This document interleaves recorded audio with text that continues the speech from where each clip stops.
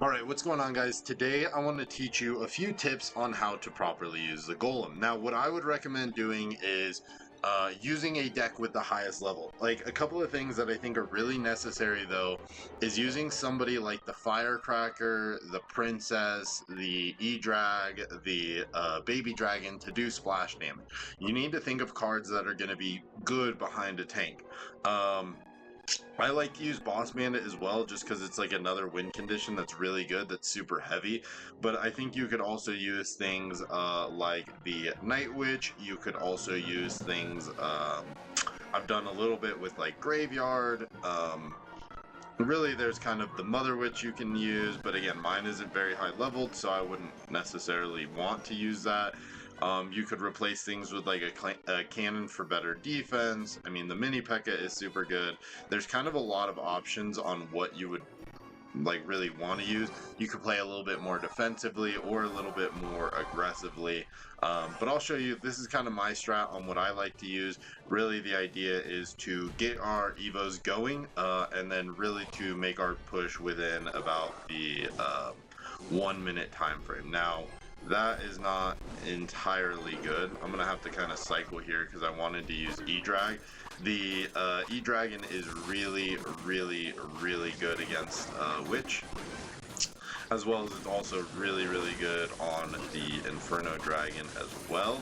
But that's all looking really good there, and she is gonna pretty much not allow any damage to go down, which is fantastic. So Princess behind towers, Firecracker behind towers, those are always going to be like really good strategies to stay super effective. So another one is the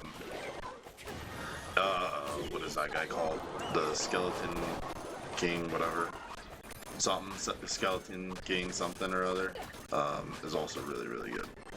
And then that's going to pretty much take all that out, and she's still going to get some damage. I'll put Firecracker down too, just to prevent any like little troops from going down, but yeah, you can see good damage there. We'll get probably 2 or 3 hits there. Yeah, nice.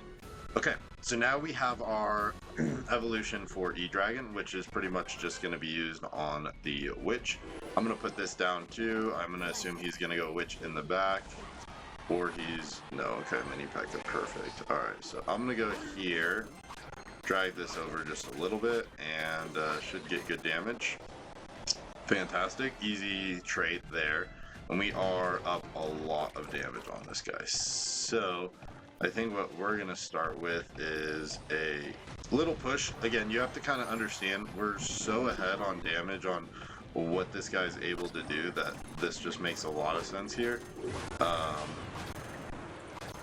I think I'm going to go with something like this too in case he pops ability. Perfect. And then Firecracker the back. We're still probably going to lose this tower, which is also fine. The other thing with using cards like this is understanding that, like, just because you're down doesn't necessarily mean you're down, right? Like, we have this tower. This is all kind of going to be fine here, and this is going to get taken out with ease. That's still going to be a lot of damage on the other tower as well, and he doesn't have a whole lot on this side, so this is going to just kind of be a super easy little push here.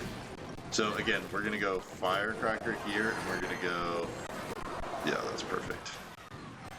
And then we will start to use this as well. Remember, we're placing Princess for the Witch there on that side. And then we can just kind of go like this, and Golem there just to defend and make sure that we are super safe.